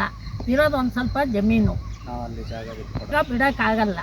ಬೇಲೂರು ಪಟ್ಟಣದ ಕೆಂಪೇಗೌಡ ರಸ್ತೆಯ ಡಾಕ್ಟರ್ ನಾರಾಯಣಸ್ವಾಮಿ ಕ್ಲಿನಿಕ್ನ ವೈದ್ಯಾಧಿಕಾರಿ ಡಾಕ್ಟರ್ ನಾರಾಯಣಸ್ವಾಮಿ ಅವರು ಬಂದಂತಹ ಮಧುಮೇಹ ರೋಗಿಗಳಿಗೆ ಉಚಿತವಾಗಿ ಔಷಧಿ ವಿತರಿಸುವ ಜೊತೆಗೆ ಮಧುಮೇಹ ಪರೀಕ್ಷೆ ಕಿಟ್ ಅನ್ನು ಉಚಿತವಾಗಿ ನೀಡಿದರು. ಈ ವೇಳೆ ಮಾತನಾಡಿದ ಡಾಕ್ಟರ್ ನಾರಾಯಣಸ್ವಾಮಿ, ಈಗಿನ ಯುವ ಜನಾಂಗದಲ್ಲಿ ಹೃದಯಾಘಾತ ಹೆಚ್ಚುತ್ತಿರುವುದು ಆತಂಕಕಾರಿ ವಿಷಯವಾಗಿದ್ದು, ಬದಲಾದ ಜೀವನ ವ್ಯವಸ್ಥೆ, ಸರಿಯಾದ ಆಹಾರ ಪದ್ಧತಿ, ದೈಹಿಕ ಶ್ರಮತೆ ದೇಹದಲ್ಲಿ ವ್ಯತಿರಿಕ್ತ ಪರಿಣಾಮ ಬೀರುತ್ತಿದೆ. ಆದ್ದರಿಂದ ಎಲ್ಲ ದುಶ್ಚಟಗಳಿಂದ ದೂರವಿದ್ದು ಉತ್ತಮ ಆಹಾರ ಪದ್ಧತಿ, ಸರಿಯಾದ ವ್ಯಾಯಾಮ ಮಾಡುವ ಮೂಲಕ ತಮ್ಮ ಆರೋಗ್ಯವನ್ನು ಕಾಪಾಡಿಕೊಳ್ಳಿ ಎಂದು ಸಲಹೆ ನೀಡಿದರು. ಹಾರ್ಟ್ ಅಟ್ಯಾಕ್ಸ್ ಕಾರಣ ಅನ್ಕಂಟ್ರೋಲ್ ಡಯಾಬಿಟಿಸ್ ಅಂದ್ರೆ ಶುಗರ್ ಕಂಟ್ರೋಲ್ ಇಲ್ದಿರಾ, ಸರಿಯಾಗಿ ಮಾತ್ರೆ ತಗೊಳ್ತೀರಾ, ಸರಿಯಾಗಿ ಟೆಸ್ಟ್ ಮಾಡ್ಕೊಳ್ತೀರಾ, ಅನಂತರ ಸರಿಯಾದ ಫುಡ್ ತಗೊಳ್ತೀರಾ, ಸರಿಯಾದ ವ್ಯಾಯಾಮ ಮಾಡ್ತೀರಾ ಇದ್ರೆ ಅವರು ಸಹ ಹಾರ್ಟ್ ಅಟ್ಯಾಕ್ಸ್, ಆಮೇಲೆ ಸ್ಟ್ರೋಕು, ಆಮೇಲೆ ಕಿಡ್ನಿ ಫೇಲ್ಯೂರು, ಕಣ್ಣನ್ನ ಕಳ್ಕೊಳ್ಳುವಂತ ಸಾಧ್ಯತೆಗಳು ತುಂಬಾ ಇರುತ್ತೆ. ಇದು ಜನಗಳಿಗೋಸ್ಕರ, ಆಮೇಲೆ ಒಂದು ಡಯಾಬಿಟಿಸ್ ಬಗ್ಗೆ ಅವೇರ್ನೆಸ್ ಕ್ರಿಯೇಟ್ ಮಾಡೋಕ್ಕೋಸ್ಕರ ಪ್ರತಿ ಸೋಮವಾರನೂ ಸಹ ನಾವು ಇಲ್ಲಿ ಕ್ಯಾಂಪ್ ಮಾಡಿ ನಾವು ಉಚಿತವಾಗಿ ಸಲಹೆ, ಉಚಿತವಾದ ಗ್ಲೂಕೋಮೀಟರ್ ಕೊಡ್ತೀವಿ. ಕೆಲವು ಮೆಡಿಸಿನ್ಸ್ ನಮ್ಮ ಹತ್ರ ಇರೋದು ಉಚಿತವಾಗಿ ಕೊಡ್ತೀವಿ, ಇಲ್ದಿರೋ ಮೆಡಿಸಿನ್ ಬರ್ಕೊಡ್ತೀವಿ ಅಂತ ಈ ಸಂದರ್ಭದಲ್ಲಿ ಹೇಳ್ತಾ, ಇದು ಹೆಚ್ಚಿನ ಜನತೆ ಇದರ ಸದುಪಯೋಗ ಪಡ್ಕೊಳ್ಳಿ. ಈ ತಿಂಗಳು, ಯಾಕಂದ್ರೆ ಈ ತಿಂಗಳು ನಾವು ಡಾಕ್ಟರ್ಸ್ ಡೇ ಆಚರಿಸ್ತಾ ಇರೋದ್ರಿಂದ ಈ ತಿಂಗಳು ರೋಟರಿ ಸಂಸ್ಥೆಯ ಸದಸ್ಯರು ಸಮಯ, ಹಣ, ನೈಪುಣ್ಯತೆ ಹಾಗೂ ಸಹಿಸಿಕೊಳ್ಳುವಿಕೆಯ ಗುಣಗಳನ್ನು ಅಗತ್ಯವಾಗಿ ಅಳವಡಿಸಿಕೊಂಡಾಗ ಮಾತ್ರ ಸಂಸ್ಥೆಯ ಧ್ಯೇಯೋದ್ದೇಶಗಳು ಈಡೇರುತ್ತವೆ ಎಂದು ಪಿಎಚ್ಎಫ್ ರೋಟರಿ ಬಿಎಂ ಭಟ್ ಹೇಳಿದರು. ಬೇಲೂರು ತಾಲೂಕು ಅರೆಹಳ್ಳಿಯ ರೋಟರಿ ಭವನದಲ್ಲಿ ಆಯೋಜಿಸಲಾಗಿದ್ದ 2025-26ನೇ ಸಾಲಿನ ನೂತನ ಪದಾಧಿಕಾರಿಗಳ ಪದಗ್ರಹಣ ಸಮಾರಂಭದಲ್ಲಿ ಪದವಿ ಪ್ರದಾನ ನೆರವೇರಿಸಿ ಮಾತನಾಡಿದ ಅವರು, ರೋಟರಿ ಸಂಸ್ಥೆ ಇಂದು ರಾಷ್ಟ್ರಾದ್ಯಂತ 37,673 ಕ್ಲಬ್ಗಳನ್ನು ಹೊಂದಿದ್ದು 11 ಲಕ್ಷಕ್ಕೂ ಹೆಚ್ಚು ಸದಸ್ಯರು ಪ್ರಪಂಚದಾದ್ಯಂತ ಸಾಮಾಜಿಕ ಸೇವೆಯಲ್ಲಿ ತೊಡಗಿಸಿಕೊಂಡಿದ್ದಾರೆ. ಶಿಕ್ಷಣಕ್ಕೆ ಹೆಚ್ಚಿನ ಮಹತ್ವ ನೀಡುತ್ತಿರುವ ಅರೆಹಳ್ಳಿ ಕ್ಲಬ್ನ ಕಾರ್ಯವೈಖರಿಯನ್ನ ಎಲ್ಲರೂ ಮೆಚ್ಚುವಂತದ್ದಾಗಿದೆ ಎಂದರು. ಮತ್ತು ಪದವಿ ಪ್ರದಾನ ಮಾಡಿರುವ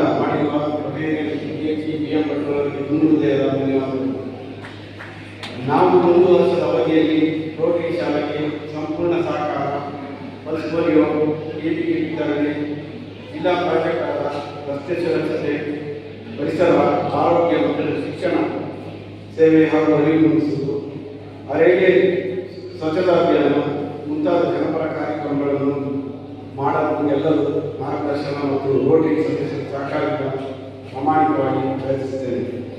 ಧನ್ಯವಾದಗಳು. ಕಾರ್ಯಕ್ರಮದಲ್ಲಿ ನೂತನ ಅಧ್ಯಕ್ಷ ರೋಟೇರಿಯನ್ ಪ್ರಸನ್ನ ಎಂಎಸ್, ನಿಕಟಪೂರ್ವ ಅಧ್ಯಕ್ಷ Rotarian Karthik KR, Rotarian Praveen MY ಸೇರಿದಂತೆ ಇತರರು ಉಪಸ್ಥಿತರಿದ್ದರು. ಸುಮಾರು 202 ಕಿಲೋಮೀಟರ್ ದೂರವನ್ನ ಕೇವಲ 2 ಗಂಟೆ 50 ನಿಮಿಷದಲ್ಲಿ ತಲುಪಿ ರೋಗಿಯ ಜೀವ ಉಳಿಸಿದ ಎಕ್ಸ್ಪರ್ಟ್ ಚಾಲಕ ಉದಯ್ ನಾಯ್ಕ ಅವರ ಕಾರ್ಯಕ್ಕೆ ಸಾರ್ವಜನಿಕ ವಲಯದಲ್ಲಿ ಭಾರಿ ಪ್ರಶಂಸೆ ದೊರಕಿದೆ. ಸೋಮವಾರ ಶಿರ್ಸಿಯ ನೆಹರು ನಗರದ ನಿವಾಸಿಯಾದ ಪಲ್ಲವಿ ಎಂಬುವವರು ಅನಾರೋಗ್ಯದಿಂದ ಶಿರ್ಸಿಯ ರೋಟರಿ ಆಸ್ಪತ್ರೆಗೆ ಚಿಕಿತ್ಸೆಗೆಂದು ತೆರಳಿದಾಗ ಅವರನ್ನ ಹೆಚ್ಚಿನ ಚಿಕಿತ್ಸೆಗಾಗಿ ಮಣಿಪಾಲಿನ ಕೆಎಂಸಿ ಆಸ್ಪತ್ರೆಗೆ ಕರೆದುಕೊಂಡು ಹೋಗಲು ಅಲ್ಲಿನ ವೈದ್ಯರು ಸೂಚಿಸಿದರಲ್ಲದೆ ಕಾಲಾವಕಾಶ 3 ಗಂಟೆ ಮಾತ್ರ ನೀಡಲಾಗಿತ್ತು. ಈ ಹಿನ್ನೆಲೆ ತಕ್ಷಣಕ್ಕೆ ಆಗಮಿಸಿದ ಚಾಲಕ ಉದಯ್ ನಾಯಕ್ ಯಾವುದೇ ಝೀರೋ ಟ್ರಾಫಿಕ್ ಇಲ್ಲದೆ ಸುಮಾರು 202 ಕಿಲೋಮೀಟರ್ ದೂರವನ್ನ ಕೇವಲ 2 ಗಂಟೆ 50 ನಿಮಿಷದಲ್ಲಿ ತಲುಪಿದ್ದು ಈ ಚಾಲಕನ ಸಾಹಸಕ್ಕೆ ಸಾರ್ವಜನಿಕರು ಮೆಚ್ಚುಗೆಯನ್ನ ವ್ಯಕ್ತಪಡಿಸಿದ್ದಾರೆ. ಭಟ್ಕಳ ತಾಲೂಕಿನ ಸೋನರಕೇರಿಯಲ್ಲಿರುವ ಸರ್ಕಾರಿ ಮಾದರಿ ಶಾಲೆಯ ಎದುರು ರಸ್ತೆಯ ಒಳಚರಂಡಿಯ ಮ್ಯಾನ್ಹೋಲ್ ಪಕ್ಕದಲ್ಲಿ ನೀರು ಮೇಲೇಳುತ್ತಿದ್ದು, ಇದರಿಂದಾಗಿ ವಾಹನ ಸಂಚಾರರಿಗೆ ಹಾಗೂ ಶಾಲೆಗೆ ನಡೆದುಕೊಂಡು ಬರುವ ವಿದ್ಯಾರ್ಥಿಗಳಿಗೆ ತೊಂದರೆಯಾಗುತ್ತಿದೆ ಎಂದು ಸಾರ್ವಜನಿಕರು ಆರೋಪಿಸಿದರು. ಈ ಕುರಿತಾಗಿ ಶಾಲೆಯ ಎಸ್ಡಿಎಂಸಿ ಅಧ್ಯಕ್ಷ ವೆಂಕಟೇಶ್ ನಾಯ್ಕ್ ಮಾತನಾಡಿ, ಈ ಸಂಬಂಧವಾಗಿ ಕಳೆದ ಹಲವು ವರ್ಷಗಳಿಂದ ಪುರಸಭೆ ಅಧಿಕಾರಿಗಳ ಗಮನಕ್ಕೆ ತರಲಾಗಿದ್ದರೂ ಯಾವುದೇ ಕ್ರಮ ಕೈಗೊಂಡಿಲ್ಲ.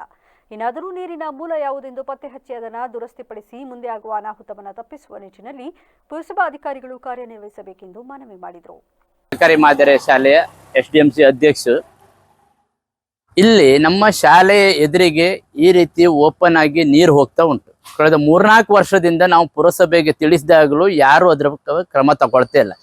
ಒಂದು ಟೈಮ್ದಲ್ಲಿ ಪುರಸಭೆಯವರು, ಇಂಜಿನಿಯರು ಎಲ್ಲ ಬರ್ತಾರೆ, ಇದು UGDಗೆ ಸಂಬಂಧಪಟ್ಟದ್ದು, ನಮಗೆ ಸಂಬಂಧಪಟ್ಟದ್ದು ಅಲ್ಲ ಅಂತ ಹೇಳ್ತಾರೆ. UGDವ್ರಿಗೂ ಕರೆಸಿದ್ರೆ UGDಯವ್ರು ಹೇಳ್ತಾರೆ ನಮ್ಮದು ಕ್ಲಿಯರ್ ಉಂಟು, ಪುರಸಭೆಯವ್ರಿಗೆ ಸಂಬಂಧಪಟ್ಟದ್ದು ಅಂತ ಹೇಳ್ತಾರೆ. ಈಗ ಈ ರೀತಿ ಆಗಿದೆ. ಈಗ 2-3 ದಿವಸದಿಂದ ಈ ನೀರು ರಸ್ತೆ ಮೇಲೆ ಹರಿದು ಹೋಗಿ ಅಲ್ಲೆಲ್ಲ ಪಾಚಿ ಕಟ್ಟಿಕೊಂಡು ಹಂಸ ಕೂತು ಮಕ್ಕಳೆಲ್ಲ ಜಾರ್ ಬಿದ್ದಿದ್ದಾರೆ. 2-3 ಬೈಕ್ನವ್ರು ಬಿದ್ದಿದ್ದಾರೆ. ಈ ರೀತಿ ಶಾಲೆ ಎದುರಿಗೆ ಈ ರೀತಿ ಇದ್ರು, ಇವರೆಲ್ಲ ನೋಡ್ತಾ ಇದ್ರು, ಯಾರು ಅದ್ರ ಬಗ್ಗೆ ಗಮನ ಕೊಡ್ತಾ ಇಲ್ಲ. ಕೇಳಿದ್ರು ಅದೇ ಹೇಳ್ತಾರೆ, ಅದು ಮಳೆಗಾಲ ಮುಗಿದ ನಂತರ ಅದೇನು. ಹಾಗಾದ್ರೆ 2-3 ವರ್ಷದಿಂದ ಮಳೆಗಾಲ ಮುಗಿಲಾಗಿತ್ತ, ಕಂಟಿನ್ಯೂ ಬರ್ತಾ ಇತ್ತ. ಮಳೆಗಾಲ ಮುಗಿದ ತಕ್ಷಣ ಮುಗೀತು, ಇವ್ರು ಅದ್ರ ಬಗ್ಗೆ ತಲೆ ಹಾಕುದಿಲ್ಲ. ಅದಕ್ಕೋಸ್ಕರ ನಾನು ತಮ್ಮ ವಾಹಿನಿಯ ಮುಖಾಂತರ ಕೇಳ್ಕೊಳ್ಳೋದು ಏನಂತ ಹೇಳಿದ್ರೆ, ಕಲಬುರಗಿ ಜಿಲ್ಲೆ ಚಿಂಚೋಳಿ ಠಾಣೆ ಪೊಲೀಸರು ಕಾರ್ಯಾಚರಣೆ ನಡೆಸಿ 3 ಕುಖ್ಯಾತ ಬೈಕ್ ಕಳ್ಳರನ್ನ ಬಂಧಿಸಿ 29 ಬೈಕ್ಗಳನ್ನು ಜಪ್ತಿ ಮಾಡಿಕೊಂಡಿದ್ದಾರೆ ಎಂದು ಕಲಬುರಗಿ ಎಸ್ಪಿ ಅಡ್ಡೂರು ಶ್ರೀನಿವಾಸಲು ಮಾಹಿತಿ ನೀಡಿದರು. ಕಲಬುರಗಿಯಲ್ಲಿಂದು ಮಾತನಾಡಿದ ಅವರು, ಶ್ರೀಕಾಂತ್ ಬಸಯ್ಯ ಹಾಗೂ ಅಭಿನಂದನ್ ಸೇರಿದಂತೆ 3ರನ್ನು ಬಂಧಿಸಲಾಗಿದ್ದು, ಬಂಧಿತರಿಂದ 5.41 ಲಕ್ಷ ರೂಪಾಯಿ ಮೌಲ್ಯದ 29 ಬೈಕ್ಗಳನ್ನು ವಶಪಡಿಸಿಕೊಳ್ಳಲಾಗಿದೆ. ಇನ್ನು ಈ 3 ಜನ ಖದೀಮರು ಹೀರೋ ಸ್ಪ್ಲೆಂಡರ್ ಬೈಕ್ಗಳನ್ನು ಟಾರ್ಗೆಟ್ ಮಾಡುತ್ತಿದ್ದರೆಂದು ತಿಳಿಸಿದರು.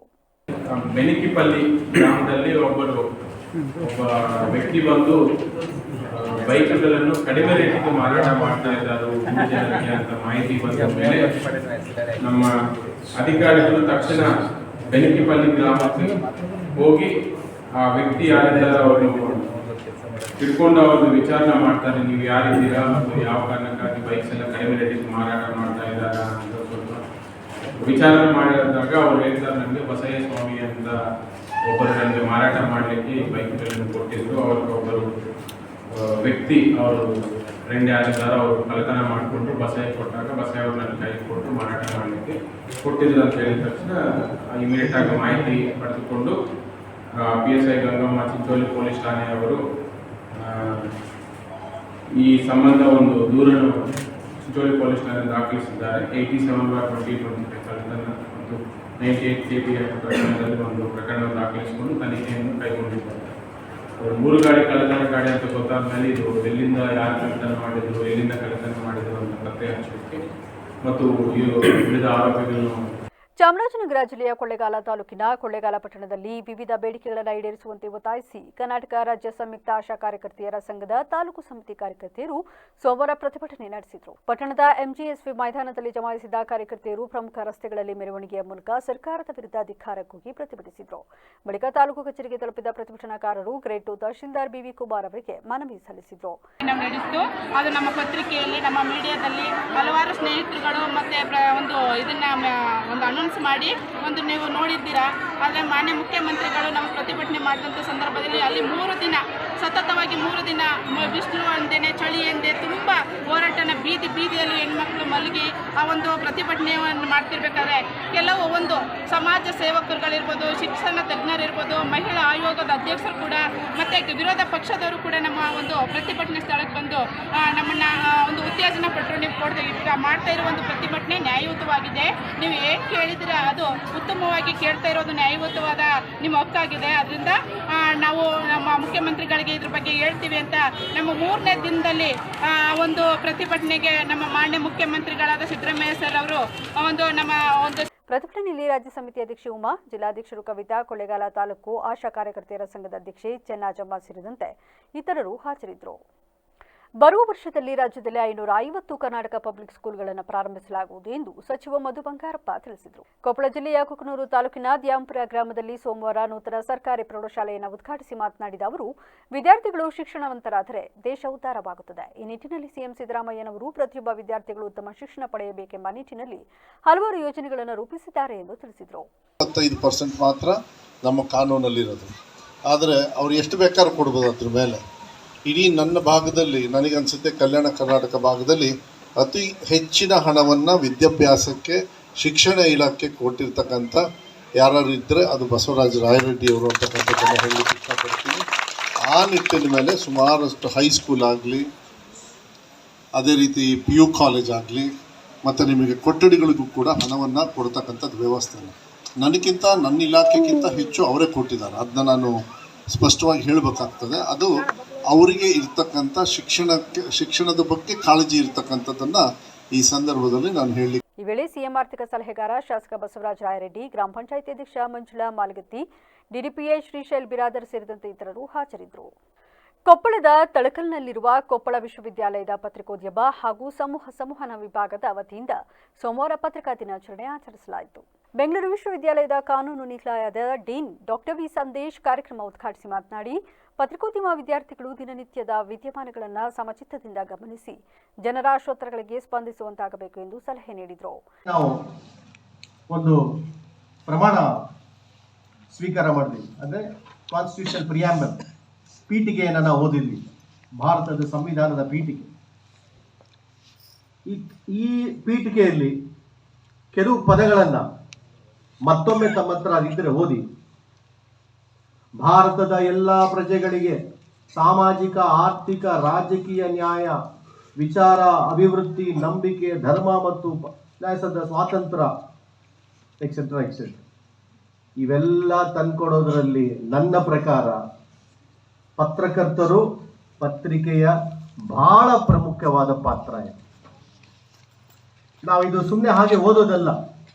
ದಿನನಿತ್ಯ ಪತ್ರಿಕೆಗಳು ಬರುವಂಥ ನ್ಯೂಸ್ ಆಗಿರ್ಬೋದು, ಒಪಿನಿಯನ್ಸ್ ಆಗಿರ್ಬೋದು, ಎಲ್ಲಿ ನಮಗೆ ಆರ್ಥಿಕವಾಗಿ ಅನ್ಯಾಯ ಆಗಿದೆ, ಎಲ್ಲಿ ಸಾಮಾಜಿಕವಾಗಿ ನಮಗೆ ಅನ್ಯಾಯ ಆಗಿದೆ, ಎಲ್ಲಿ ಬೇರೆ ಬೇರೆ ಅತ್ಯಾಚಾರಗಳು ನಡೀತಾ ಇದ್ದಾವೆ, ಯಾವುದು ಒಂದು ಸರ್ಕಾರದ ಪ್ರಗತಿಪರ ಯೋಜನೆಗಳು, ಇವೆಲ್ಲ ನಿಮ್ಮ ಮುಂದೆ ತಂದುಕೊಡೋದು ಪತ್ರಕರ್ತರು, ಪತ್ರಿಕೆಯಿಂದ ಮಾತ್ರ ಸಾಧ್ಯ. ಹಾಗಾಗಿ ಈ ವೇದಿಕೆಯಲ್ಲಿ ನಾನು ಹೇಳೋದು, ಪತ್ರಕರ್ತರು ಈ ದೇಶದ ಸೋಷಿಯಲ್ ಗಾರ್ಡ್ಸ್. ಸಾಮಾಜಿಕ ಒಂದು ನ್ಯಾಯಬದ್ಧತೆ ಇರಬೇಕು ಅಂದರೆ ಅದು ಗಾರ್ಡ್ ಫಸ್ಟ್ ಮುಂದೆ ಇರಬೇಕು. ನಾನಂತೂ ನನ್ನ ವೈಯಕ್ತಿಕ ಜೀವನದಲ್ಲಿ ಹಾಗೂ ಪ್ರೊಫೆಷನಲ್. ಈ ವೇಳೆ ಕುಲಪತಿ ಪ್ರೊಫೆಸರ್ ಬಿಕೆ ರವಿ, ಮಾಧ್ಯಮ ಅಕಾಡೆಮಿ ಸದಸ್ಯ ಕೆ ನಿಂಗಜ್ಜ, ಆಡಳಿತಾಧಿಕಾರಿ ತಿಮ್ಮಾರೆಡ್ಡಿ ಮೇಟಿ ಸೇರಿದಂತೆ ಇತರರು ಹಾಜರಿದ್ದರು. ಆಡುಮುಟ್ಟದ ಸೊಪ್ಪಿಲ್ಲ ಎಂಬಂತೆ ಮೈಸೂರು ರಾಜ್ಯವನ್ನಾಳಿದ ನಾಲ್ವಡಿ ಕೃಷ್ಣರಾಜ ಒಡೆಯರ್ ಅವರು ಜನರ ಏಳಿಗೆಗಾಗಿ ಮಾಡದ ಅಭಿವೃದ್ಧಿ ಕೆಲಸಗಳು ಇಲ್ಲ ಎಂದು ಸುತ್ತೂರು ಮಠದ ಶ್ರೀ ಶಿವರಾತ್ರಿ ದೇಶಿಕೇಂದ್ರ ಸ್ವಾಮಿಗಳು ಹೇಳಿದರು. ಕೆನಗರ ಪಟ್ಟಣದ ಪಿಎಲ್ಡಿ ಬ್ಯಾಂಕ್ ಸಮುದಾಯ ಭವನದಲ್ಲಿ ಸೋಮವಾರ ನಡೆದ ವೈದ್ಯಕೀಯ ಸ್ನಾತಕೋತ್ತರ ಪದವಿಯಲ್ಲಿ ರಾಜ್ಯಕ್ಕೆ 3ನೇ ರ್ಯಾಂಕ್ ಗಳಿಸಿದ ಡಾಕ್ಟರ್ ಸಾರಾ ಧನುಷ್ ಅವರ ಪೌರ ಸನ್ಮಾನ ಕಾರ್ಯಕ್ರಮದಲ್ಲಿ ಆಶೀರ್ವಚನ ನೀಡಿ ಮಾತನಾಡಿದ ಅವರು, ನಾಡಿನ ಜನರ ಹಿತಕ್ಕಾಗಿ ಸರ್ವಸ್ವವನ್ನು ದಾರೆ ಎರೆದು ಪ್ರಜಾಪ್ರಭುತ್ವದಲ್ಲಿಯೂ ಕೊಡದ ಸವಲತ್ತು ಮತ್ತು ಅನುಕೂಲಗಳನ್ನು ನೀಡಿದ ಮಹಾರಾಜರು ಅಜರಾಮರ ಎಂದು ಬಣ್ಣಿಸಿದರು. ಬಹಳ ಅಪರೂಪ. ಇಲ್ಲೇ ಒಂದು ಗಾದೆ ಇತ್ತು, ಪಂಡಿತ ಪುತ್ರ. ಪಂಡಿತರಾದವ್ರ ಮಕ್ಕಳು ಪಂಡಿತರಾಗಲಿಕ್ಕೆ ಬಂದು ಬರೋದಿಲ್ಲ, ಅವ್ರ ಮಾರ್ಗನ ಬೇರೆಗೆ ಇರುತ್ತೆ ಅಂತೇಳಿ. ಆದರೆ ರಾಜಕೀಯ ಸೋಂಕನ್ನು ತನ್ನ ಬಳಿಗೆ ಅಂಟಿಸಿಕೊಳ್ಳದೆ ಅವರು ವೈದ್ಯಕೀಯ ಕ್ಷೇತ್ರದಲ್ಲಿ ಚೆನ್ನಾಗಿ ಅಧ್ಯಯನ ಮಾಡಿ ಮತ್ತು ವಿಶ್ವವಿದ್ಯಾನಿಲಯದ ಮಟ್ಟದಲ್ಲಿ 3ನೇ ರ್ಯಾಂಕನ್ನು ಗಳಿಸಿದ್ದಾರೆ. ಅವರು ತಂದೆಯವರು ಎಷ್ಟು ವರ್ಷ 3 ದಶಕಗಳ ಕಾಲ ಸಾಮಾಜಿಕ ಸೇವೆಯನ್ನು ಸಲ್ಲಿಸಿದ್ರು. ಅದನ್ನು ಈ ವೇಳೆ ಸಂಸದ ಯದುವೀರ್ ಕೃಷ್ಣದತ್ತ ಒಡೆಯರ್, ವಿಧಾನ ಪರಿಷತ್ ಸದಸ್ಯ ಸಿಎನ್ ಮಂಜೇಗೌಡ, ಮುಡಾ ಮಾಜಿ ಅಧ್ಯಕ್ಷ ಹರದನಹಳ್ಳಿ ವಿಜಯ್, ತಾಲೂಕು ಒಕ್ಕಲಿಗರ ಸಂಘದ ಗೌರವಾಧ್ಯಕ್ಷ ಮಿರ್ಲೆ ಅಂಡೇಗೌಡ ಸೇರಿದಂತೆ ಇತರರು ಹಾಜರಿದ್ದರು. ಈಗ ಮತ್ತೊಮ್ಮೆ ಹೆಡ್ಲೈನ್ಸ್. ಆಸ್ಪತ್ರೆಗೆ ಬರುವ ರೋಗಿಗಳಿಗೆ ಸ್ಪಂದಿಸಿ ಸೌಲಭ್ಯ ಬಗ್ಗೆ ವರದಿ ಕೊಡಿ, ಅಧಿಕಾರಿಗಳಿಗೆ ಮಾಜಿ ಸಚಿವ ಹಾಗೂ ಲೆಕ್ಕಪತ್ರ ಸಮಿತಿ ಅಧ್ಯಕ್ಷ ಎಚ್.ಡಿ. ರೇವಣ್ಣ ಸೂಚನೆ. ಬಾಕಿ ಕಮಿಷನ್ ಬಿಡುಗಡೆ ಮಾಡಬೇಕು, ಇಲ್ಲದಿದ್ದರೆ ಮುಂದಿನ ತಿಂಗಳಿಂದ ಪಡಿತರ ಎತ್ತುವಳಿ ಮಾಡುವುದಿಲ್ಲ, ನ್ಯಾಯಬೆಲೆ ಮಾಲೀಕರು ಹಾಗೂ ವಿತರಕರ ಸಂಘದ ರಾಜ್ಯಾಧ್ಯಕ್ಷ ಟಿ ಕೃಷ್ಣಪ್ಪ ಎಚ್ಚರಿಕೆ. ಪಂಪ್ ಹೌಸ್ ರಸ್ತೆ ದುಸ್ಥಿತಿ, ಬೃಹತ್ ಲಾರಿಗಳ ಓಡಾಟದಿಂದ ರಸ್ತೆ ಹಾಳು, ತಕ್ಷಣದ ಕ್ರಮಕ್ಕೆ ಕರ್ನಾಟಕ ರಕ್ಷಣಾ ವೇದಿಕೆ ಒತ್ತಾಯ. ಜಿಲ್ಲೆಯಲ್ಲಿ ನಾನಾ ಸಮಸ್ಯೆ ಇದ್ದರೂ ಸರ್ಕಾರ ನಿದ್ದೆಗೆ ಜಾರಿದೆ, ಸರ್ಕಾರ ಕೂಡಲೇ ಈ ಬಗ್ಗೆ ಕ್ರಮ ಕೈಗೊಳ್ಳಬೇಕು, ವಿಪಕ್ಷ ನಾಯಕ ಆರ್ ಅಶೋಕ್ ಒತ್ತಾಯ. ಇದಾಗಿತ್ತು ಇಲ್ಲಿವರೆಗಿನ ನ್ಯೂಸ್ ಅಪ್ಡೇಟ್ಸ್. ನಿರಂತರ ಸುದ್ದಿಗಾಗಿ ನೋಡ್ತಾರೆ ವಿವಿಸಿ ನ್ಯೂಸ್. ಇದು ಜನರ ಧ್ವನಿ, ಸತ್ಯದ ಕಡೆ ನಮ್ಮ ನಡೆ.